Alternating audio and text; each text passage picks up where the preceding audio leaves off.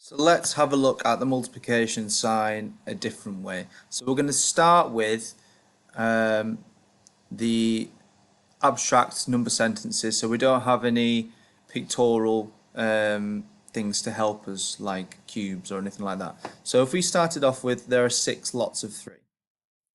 Remember, lots of or groups of is the same as the word multiplied by or multiply. Okay, so then we just swap the lots of by 6 multiplied by 3. So now we've made our own groups of 3. Okay, so we've got 1, 2, 3, 4, 5, 6 groups of 3. Okay. Again, multiplied, lots of, it is simply the same, it is the multiplication sign. So we can just put 6 there, the 3 there, so it will be 6 times or multiplied by 3. If we were to look at this, when we see times 3, we can just skip counting 3's. Some of us may not be able to do that, that's absolutely fine.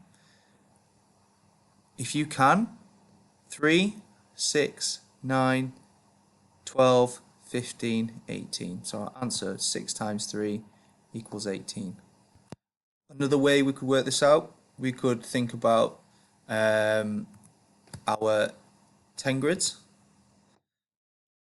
So we have 3 counters, we add another 3 counters, we have another 3 counters.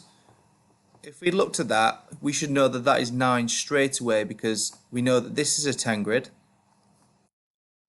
and 1's missing, so 10 take away 1, that's 9. So we've added another 3. If we're adding another 3 from 9, we can just do 1, which is 10, add 2.